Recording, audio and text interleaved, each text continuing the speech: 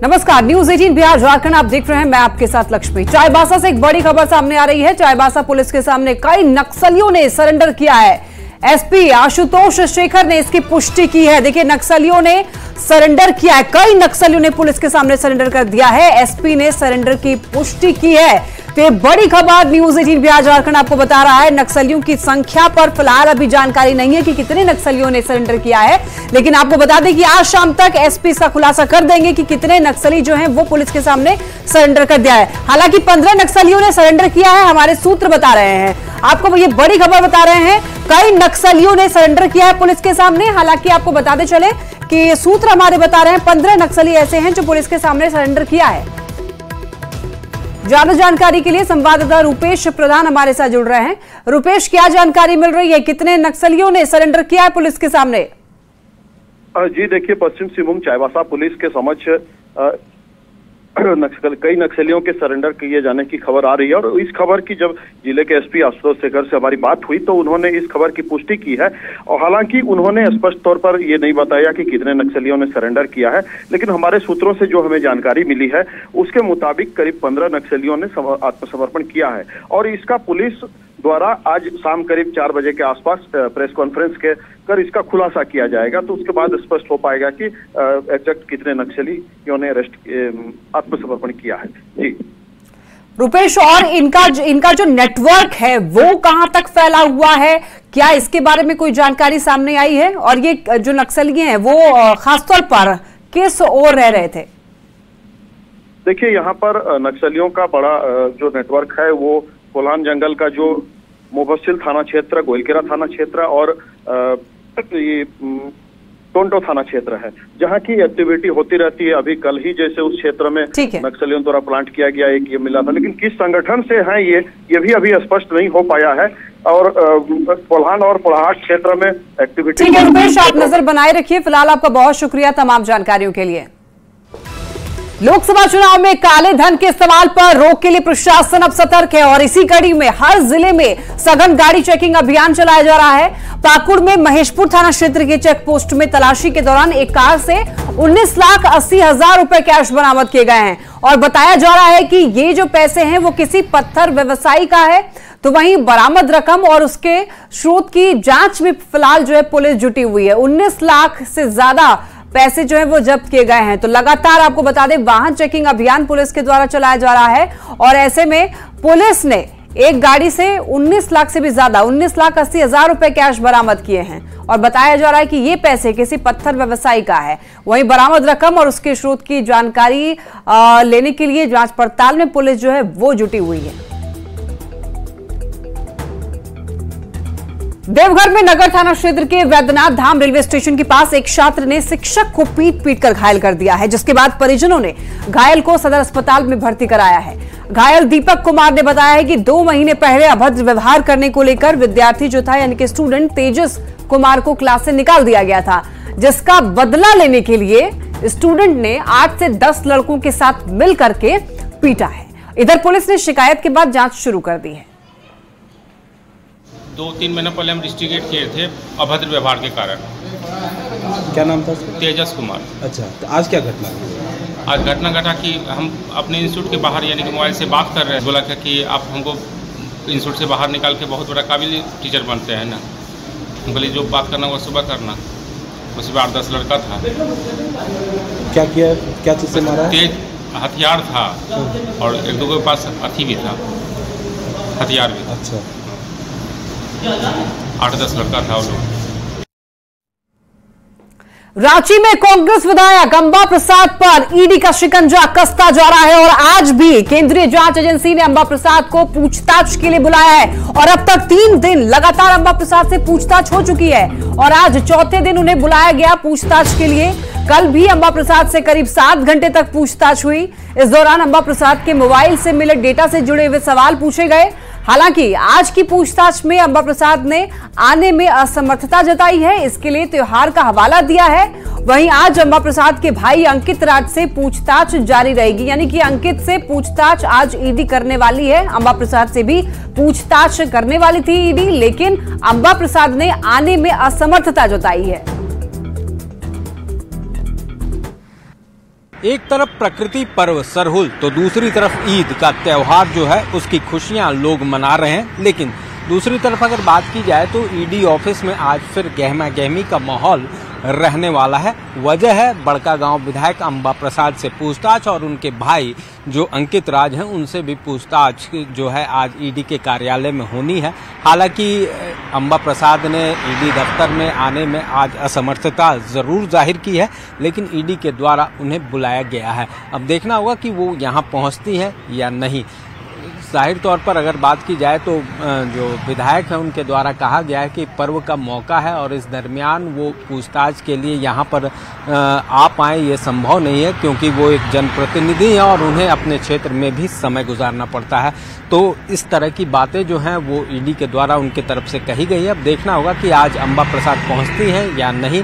लेकिन जाहिर तौर पर अगर इस मामले में बात की जाए तो ईडी को अब तक कई अहम जानकारियाँ जो हैं वो अंबा प्रसाद और उनके करीबियों के माध्यम से मिली है, जिनकी कड़ियों को जोड़ने का प्रयास किया जा रहा है। और यही वजह है कि उनके डिजिटल गैजेट्स जो मोबाइल्स हैं उनके डेटा को खंगाला जा रहा है और उसी से संबंधित सवाल जो है शुरुआती दौर में अंबा प्रसाद से पूछे जा रहे हैं। तो देखना होगा कि आज अंबा प्रसाद पहुंचती हैं या फिर नहीं, और अगर जिस तरह से ईडी की पूछताछ जारी है उससे आने वाले दिनों में अंबा प्रसाद की मुश्किलें कितनी बढ़ती हैं ये भी देखना दिलचस्प होगा। कैमरामैन प्रभाकर के साथ ओम प्रकाश, न्यूज़ 18 रांची।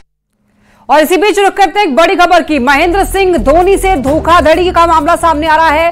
मिहिर दिवाकर की नोएडा से गिरफ्तारी की भी खबर सामने आ रही है। सूत्रों के हवाले से खबर है कि महेंद्र सिंह धोनी जो कि क्रिकेटर हैं उनसे धोखाधड़ी हुई है। मिहिर दिवाकर की नोएडा से गिरफ्तारी की भी बात कही जा रही है। धोनी के बिजनेस पार्टनर है मिहिर। जयपुर पुलिस ने गिरफ्तारी की है। 15 करोड़ की धोखाधड़ी का एक मामला सामने आ रहा है। हालांकि गिरफ्तारी की अभी पुष्टि नहीं हो पाई है, लेकिन सूत्र हमारे बता रहे हैं कि नोएडा से गिरफ्तारी हुई है। धोखाधड़ी मामला है ये। महेंद्र सिंह धोनी के साथ में धोखाधड़ी हुई है। उनके बिजनेस पार्टनर मिहिर दिवाकर की गिरफ्तारी की बात सामने आ रही है। जयपुर पुलिस ने गिरफ्तारी की है, हमारे सूत्र बता रहे हैं। हालांकि इसकी पूरी तरीके से पुष्टि नहीं हो पाई है। 15 करोड़ की धोखाधड़ी का मामला है। ज्यादा जानकारी देंगे संवाददाता हिमांशु शुक्ला हमारे साथ जुड़ रहे हैं। हिमांशु, देखिए महेंद्र सिंह धोनी से धोखाधड़ी की खबर सामने आ रही है, पूरी जानकारी दीजिए, क्या है मामला? बिल्कुल, देखिए आपको बता दें महेंद्र सिंह धोनी के बिजनेस पार्टनर है मिहिर दिवाकर। इन्होंने 15 करोड़ रुपए का फ्रॉड किया था, जिसके एवज में मुकदमा दर्ज कराया गया था। धारा 406, 420, 467, 468, 471 और 120 भी, इन तमाम धाराओं में ये मुकदमा लिखा था। 15 करोड़ रुपए के फ्रॉड का मामला था। और अब जो सोर्सेज बता रहे हैं कि मिहिर दिवाकर की जो गिरफ्तारी है वो नोएडा से हुई है। हालांकि आधिकारिक तौर पर अभी तक इसकी पुष्टि नहीं हुई है। और यहाँ के पुलिस अधिकारियों ने बातचीत के दौरान ये भी स्पष्ट किया है कि जयपुर पुलिस की तरफ से कोई भी लिखा पढ़ी ऐसी नहीं कराई गई संबंधित थाने में, लिहाजा इस बाबत कोई जानकारी नहीं है। लेकिन यह भी इस बात से भी नकारा नहीं है कि उसकी गिरफ्तारी हुई, तो लिहाजा ये माना जा रहा है कि नोएडा से गिरफ्तारी तो हुई है, लेकिन नोएडा में कोई लिखा पढ़ी जयपुर पुलिस की तरफ से अब तक नहीं की गई है। जी ठीक है हिमांशु, हमारे साथ हमारे सहयोगी हमारे संवाददाता संजय जुड़ रहे हैं रांची से। संजय, महेंद्र सिंह धोनी से धोखाधड़ी का एक मामला सामने आ रहा है, पूरी जानकारी दीजिए, वहां से आपको क्या अपडेट मिल रही है? देखिए, पूरा जो मामला है, जो 15 करोड़ की धोखाधड़ी धोनी के नाम से देश भर में कई जगह अकादमी खोली गई थी, जिसमें धोनी के नाम को प्रमोट किया गया था। और उसी प्रमोशन के नाम पर देश भर के साथ साथ आपको रांची में भी एक मामला दर्ज किया गया। रांची में इस मामले की सुनवाई आपको 19 अप्रैल इसी महीने होनी है। और पिछली सुनवाई जो हुई थी, उस सुनवाई के दौरान मिहिर दिवाकर और फिर उनकी जो कंपनी है उसके खिलाफ समन जारी किया गया है। तो बात आ रही है कि हैदराबाद कहें, अहमदाबाद कहें, चेन्नई कहें, देश भर के कई जगहों पर जो है धोनी के नाम से अकादमी खोली गई थी। लेकिन धोनी को जो उसके बदले पैसे दिए जाने से, जो धोनी का हिस्सा था, वो पैसे धोनी को नहीं दिए गए, जिसको लेकर धोनी की ओर से मामला दर्ज कराया गया। तमाम जगहों पर जो है, क्योंकि अब केस दर्ज हो गया तो समन भी जारी हो रहे हैं, तमाम मामले में पूछताछ भी चल रही है। तो कुल मिलाकर कहें कि अब एक मिहिर दिवाकर के खिलाफ दबिश बढ़ती नजर आ रही है। यहाँ तक कि मिहिर दिवाकर के खिलाफ भी एक मामला दर्ज कराया गया हालांकि इस मामले में। लेकिन फिलहाल जो कार्रवाई हो रही है, जो आप देख रहे हैं, वो दबिश की रांची सिविल कोर्ट में जब पिछली सुनवाई हुई थी तो कोर्ट ने यह माना है कि मिहिर दिवाकर के खिलाफ जो आरोप लगे हैं वो प्रथम दृष्टया सच हैं, लिहाजा उनके खिलाफ समन जारी किया गया था। तो आप देख रहे हैं कि कई जगहों पर, चाहे हम कहें कि रांची से बाहर की बात करें तो हैदराबाद, अहमदाबाद, अब देखिए जयपुर का मामला आ रहा है। तो जो हमारे सहयोगी भी बता रहे थे कि जो अब दबिश बढ़ रही है, तो गिरफ्तारी की हालांकि पुष्टि नहीं की गई, लेकिन हाँ ये जरूर है कि उनसे अब जो है उनसे पूछताछ होगी, तमाम तमाम मामलों में ठीक है संजय, हिमांशु, आप दोनों नजर बनाए रखिए। फिलहाल आपका बहुत शुक्रिया तमाम जानकारियों के लिए।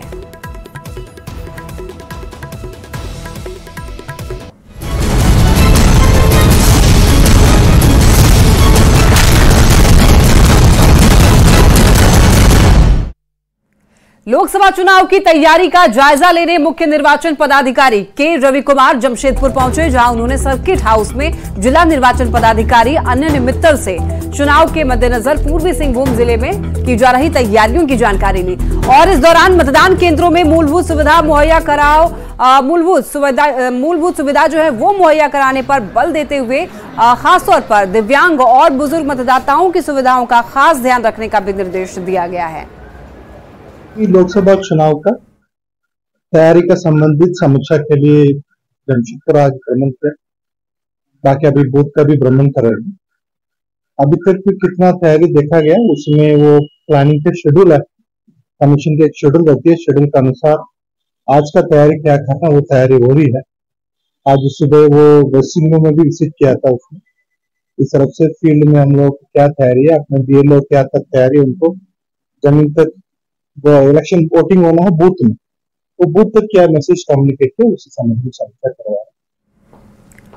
जमशेदपुर लोकसभा सीट को लेकर जहां राजनीतिक पार्टी अपने अपने प्रत्याशी की जीत का दावा कर रही है, तो वहीं जमशेदपुर के लोगों में इस बार शहर की समस्याओं से मुक्ति दिलाने वाले सांसद को चुने जाने की चर्चा जोरों पर है। जमशेदपुर लोकसभा सीट के लिए 25 मई को वोट डाले जाएंगे।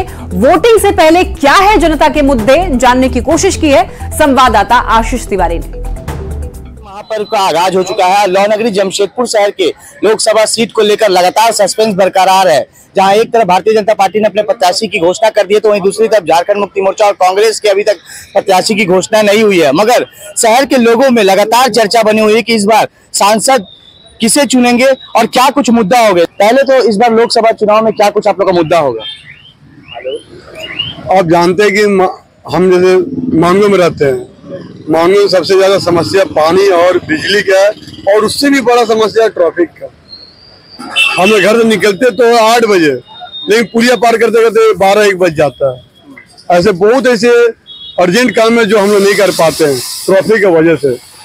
तो हम लोग पहला मुद्दा यही रहेगा कि कम से कम ट्रैफिक से मुक्त कैसे, उसका समाधान जरूरी है। और हमारे यहाँ पानी का हाहाकार मचा हुआ है पूरे जमशेदपुर में, हो तो जुगसलाई हो, बारीडी हो, स्टेशन हो, मांगो हो, आजाद बस्ती हो, हर जगह पानी की समस्या है। पानी की समस्या सबसे बड़ी विकराल रूप जमशेदपुर में देखने को मिलती है। देखिए यहाँ पर कुछ युवा लोग भी है, डोसा और इडली का नाश्ता कर रहे हैं। पहला आपका इस बार वोटिंग होगा? मेरा इस बार फर्स्ट टाइम वोट है। क्या कुछ कैसा लग रहा है? एक्सपीरियंस तो वोट का है नहीं, फिर भी देखेंगे, जो सरकार लालच दे वैसा सरकार के पास नहीं जाना है, तो जो आगे चल के अच्छा काम कर सके वैसा चुनने की कोशिश करेंगे। नॉर्मली क्या है कि फ्यूचर में हम ये भी मुद्दा रहेगा कि जो ट्रैफिक इन लोगों ने ठीक किया है, और यहाँ पर जो मेट्रो का नया प्रोविजन देना चाहिए महानगर के जैसा, जैसे रांची से जमशेदपुर हुआ, रांची से धनबाद हुआ, रांची से इस टाइप का, मतलब जो रांची को वहाँ से मेट्रो से उसको हाईलाइट थोड़ा करना है, थोड़ा सा इम्प्रूव करना है। हमारा सांसद जो है वह जमशेदपुर के समस्याओं, जमशेदपुर और आसपास के क्षेत्रों के, जमशेदपुर में तो बहुत सारी समस्याओं को टाटा स्टील हल कर देती है, लेकिन बाकी जो समस्याएं हैं, खास करके शिक्षा, स्वास्थ्य, रोजगार और एक बार ग्रामीण क्षेत्रों में जो मूलभूत सुविधाएं, इस पर संवेदनशील होना चाहिए और ऐसे व्यक्ति हो जो लोगों के साथ खड़ा रहे। क्या लगता है क्या मुद्दा होना चाहिए? सबसे पहले अगर जमशेदपुर में मुद्दा होना चाहिए तो जो एजुकेशन माफिया जो है, क्योंकि जो भी एजुकेशन चल रहा है, जो भी छोटे छोटे बच्चे को या जो भी टीचर है उनको उनका वाजिब हक नहीं मिल रहा है, तो ये सरकार को देखना है। जमशेदपुर में क्या कुछ होना चाहिए खास? एजुकेशन सिस्टम में थोड़ा चेंज होना चाहिए, क्योंकि हम लोग को सिर्फ बुकिश लैंग्वेज पढ़ाया जाता है, उसके अलावा भी हम लोग को सोशलाइज करना चाहिए। इस बार लोकसभा चुनाव में जो है वो वोटिंग करेंगे और लगातार जमशेदपुर शहर की जो मूलभूत सुविधाएं हैं उस मुद्दे को लेकर इस बार लोकसभा का चुनाव में जो है लोग अपने सांसद को चुनेंगे। न्यूज़ 18 के लिए जमशेदपुर से आशीष कुमार तिवारी।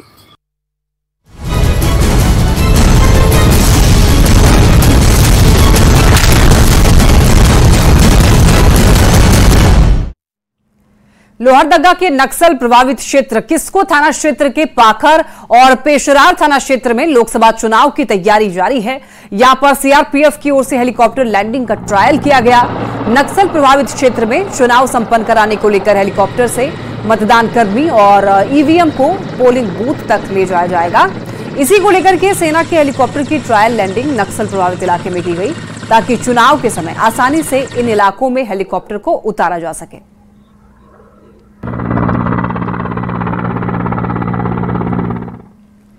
गर्मी बढ़ने के साथ ही अगलगी की घटना आम हो जाती है और ऐसे में इससे बचाव के लिए फायर ब्रिगेड का ही सहारा होता है। लेकिन गढ़वा में फायर ब्रिगेड डिपार्टमेंट पानी की कमी से जूझ रहा है। जिले की लाइफलाइन माने जाने वाली दानरो और सरस्वती नदी सूख गई है।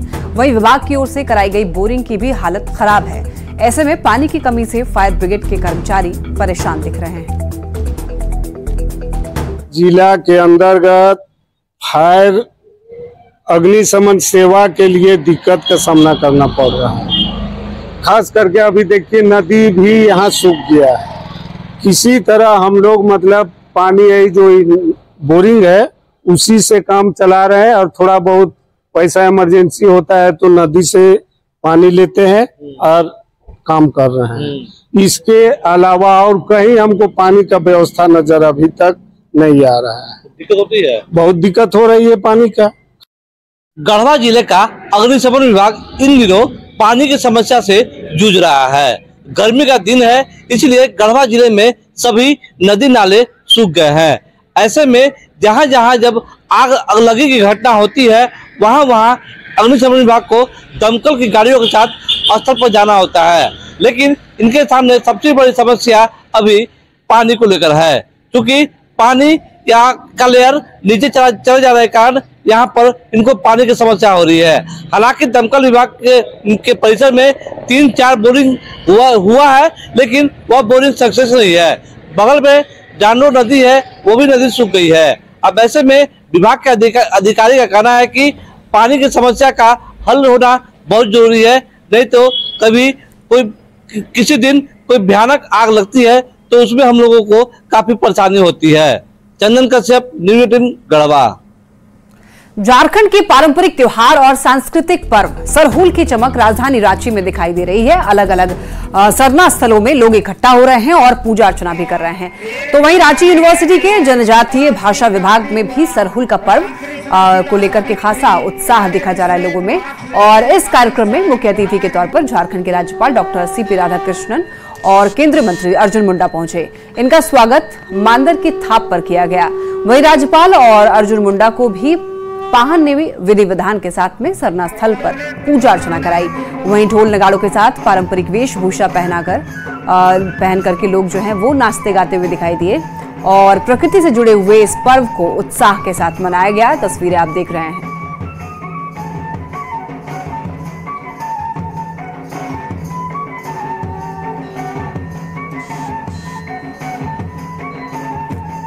ईद को लेकर रांची में खास उत्साह देखा जा रहा है। ईद को लेकर रांची की ईदगाह में मुस्लिम समुदाय की ओर से नमाज अदा की गई और इस दौरान देश और दुनिया में अमन चैन की कामना की गई। वहीं फिलिस्तीन और गाजा के मुसलमानों के लिए भी दुआ मांगी गई है। अल्पसंख्यक आयोग के पूर्व अध्यक्ष और बीजेपी नेता कमाल खान ने अब की बार 400 पार सीट मिलने की दुआ मांगी।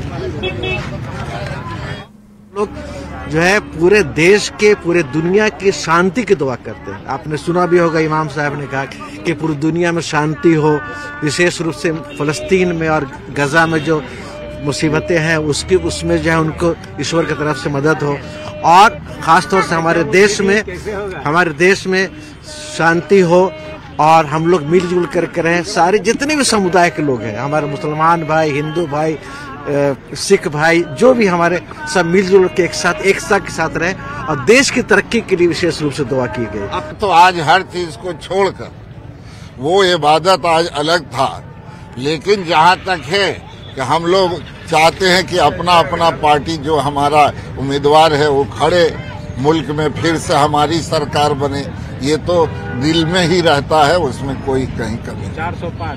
400 पार। पूरे देश भर में आज ईद को लेकर के लोग काफी ज्यादा उत्साहित दिख रहे हैं और ईद की धूम देखने को मिल रही है। सुबह से ही मुस्लिम समाज के लोग जिले की विभिन्न मस्जिदों और ईदगाह पर पहुंच रहे हैं और ईद की नमाज अदा कर रहे हैं। वहीं मंत्री आलमगीर आलम ने साहिबगंज के इस्लामपुर में नमाज अदा कर सभी को मुबारकबाद दी और आदिवासी आपको बता दें कि पूरे देशवासियों के लिए अमन और चैन की कामना की। रमजान के बाद आज ईद उल फितर का नमाज हम लोग ने अदा किए हैं और हमारा मकसद यही रहता है कि अमन चैन भाईचारा इंसानियत इस दुनिया में कायम रहे और ये सिलसिला चलते रहे।